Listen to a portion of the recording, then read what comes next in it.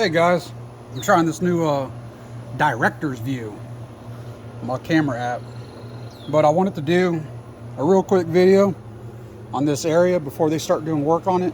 I've shared this spot before, but all this outside of in here, which I'm going to do, I'm really big into succulents, so I want to do some kind of like succulent rock garden in this area.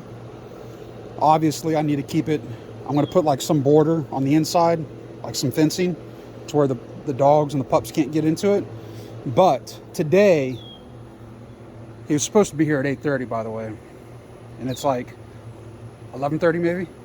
But anyways, and he was supposed to be here yesterday morning, and he didn't call me till about 5 o'clock in the afternoon. So anyways, all this is going to be turf. All this is going to be turf in here too. He's going to raise it, level it. We're going to do all the drainage stuff. But this whole area right here is going to be solely dedicated to when I start training future puppies for potty training. Because it's segregated from the yard.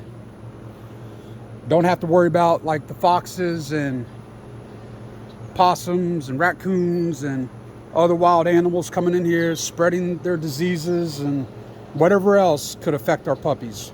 So that's going to get done today. So I got to keep this thing. I don't pay attention. I don't think y'all want to see my nose hair, do you? Anyways, but I'll do an update as the work goes on. But I'm excited about this getting done today. I want to do a mural or something on that brick wall right there for the Faithful Frenchie Farm Nola.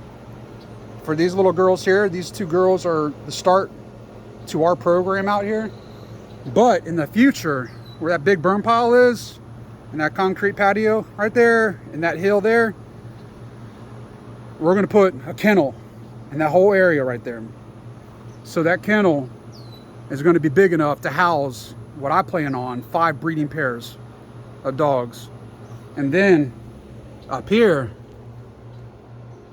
right there, we got a whole space up top from the previous owner that's already been wired for lighting and everything else. I'm going to turn that in to a whelping room because it actually connects to our master bathroom. So I can actually put a doorway in there.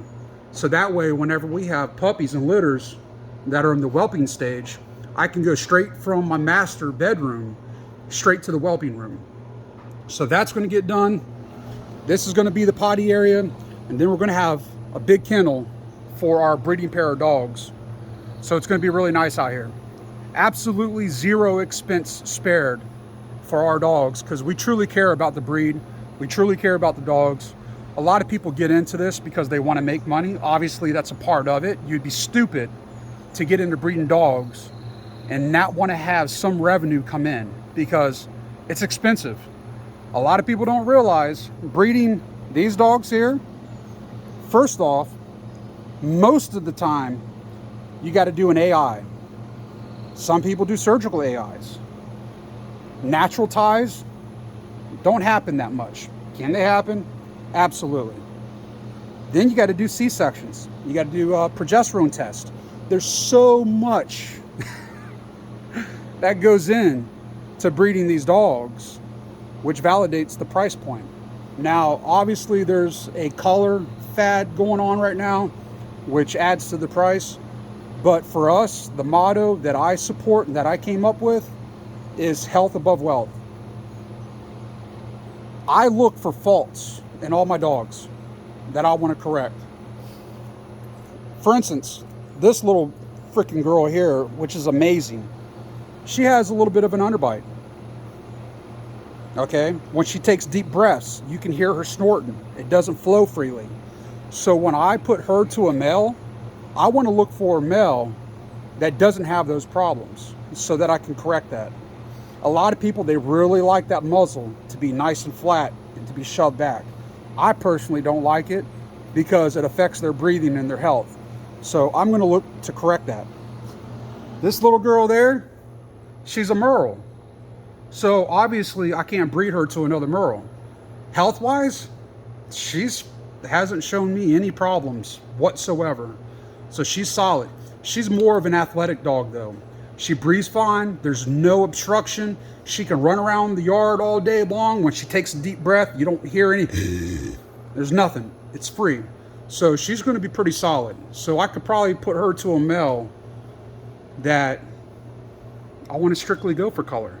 But I'm going to have several different lines in my breeding program.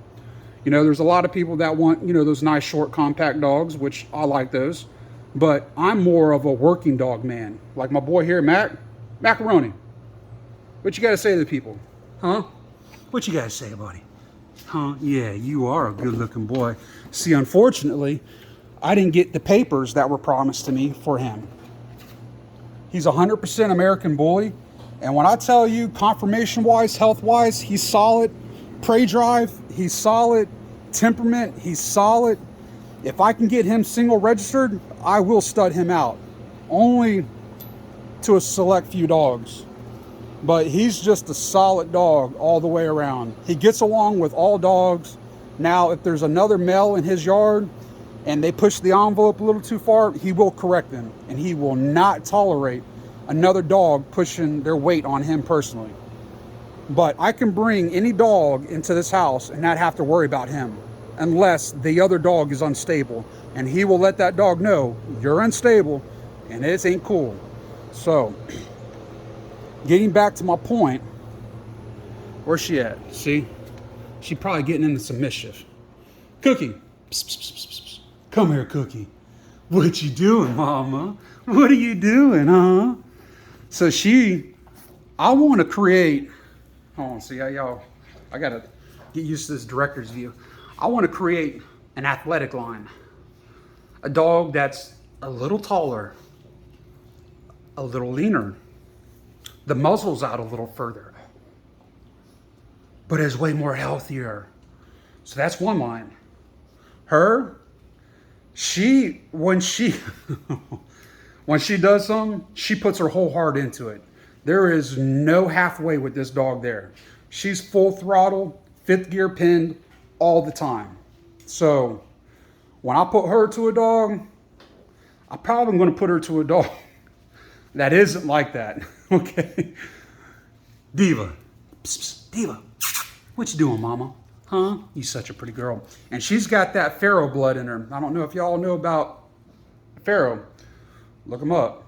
But these dogs, top pedigree, they're going to be showstoppers. I like the regular Merles, but for my Cookie, she's double intensity. She's just beautiful. The other girl too, she's double intensity. I just like that lighter color. But to get back to my point, I want to have like 3 really distinct lines that I'm going to shoot for. I want an athletic line, short compact line, and I want a muscle built bully, just like, looks like you could bench press 250 pounds, no problem line. Not at the expense of movement or health. So there's that. So I went on a little tangent. Oh, that's the hood for my 66 Impala Super Sport that I got outside and I'm rebuilding. And that's my 3-wheel bike, you see? My 3-wheel bike. Mac, where's he at? Mac, you can go for a bike ride? Huh? Look at him, he gets so happy. Mac, is that your bike? Huh? Mac, is that your bike? Where's your bike at? You wanna go on a bike ride? That dog there, I'll put his harness on, his pulling harness. Where's it at? Oh, man. Where's your pulling harness at, man? Watch out, girls. There it is. I'll put this guy on here. Huh, Mac, what is that? Yeah, X-Dog. If you know, you know. I'll put that on. I'll put him on that bike. I'll tie his leash up to the handlebars. That dog goes absolutely crazy to pull me around the neighborhood. I'll get some recent videos and upload them to the new Faithful Frenchie Farm YouTube. But Matt, what you doing, buddy? What you doing, buddy? Huh? Look at this boy. Look at that boy. Let me see those rear. Let me see them rear legs. Come on, no, turn around. Turn. Stay. Hey, Max, stay. Stay. It's okay, buddy. Look at those legs, man. Look at them leg muscles. Good boy, Max. Yeah. See, he thinks he's going for a bike ride. See, now I'm going to have to take him. But that's it. We just starting out here, but my partners out in Tennessee, their family been starting to breed these dogs since 1980 something. So they got a lot of experience. I have a passion for dogs. I always have. Never was really close to a lot of people when I was growing up, you know. But dogs, I always felt safe around. So, of course, I want what's best for the breed. Obviously, I'm breeding for profit because that's going to enable me to keep doing what I do. But that's not at the top of the list. What's at the top of the list for me is my dog's health. And I promise you, I've already got a couple 30-day Facebook bans. If I see you breeding some bullfrogs, some bow-legged dogs, look, there she goes. Good girl. Some bow-legged dogs, I'm going to call you out on it. And if you watch this video and you're breeding dogs that have dwarfism just to get them a little lower to the ground, shame on you. You're a disgrace and you need to stop. Those poor dogs that have swayback, Eastie-Westies, extremely high rears, those dogs are not healthy. They're going to live a poor quality of life, going to have medical conditions their whole entire life. And you're doing it because other people says it looks good? Come on, man. Don't get me started. No, if you're in this game, you should be breeding for the breed, to better the breed. Not solely to fatten your pockets. And if you agree with me, say amen. Anyways, I'll let y'all go. Just wanted to do a video on this. If my guy ever comes out here, I'll do an update on it as progress goes along. But just know, I support better dogs. I support stable dogs. I support healthy dogs. And I support some bad mamma jammas. Ain't that right, macaroni? Look at that dog. How can you not love that dog right there? Boy, he's handsome. He gets it after his daddy. All right, love y'all. Y'all be blessed. Jesus loves you, whether or not you believe in him or not, and so do we here at Faithful Frenchie Farm Nola and at our main farm out in Tennessee. See ya.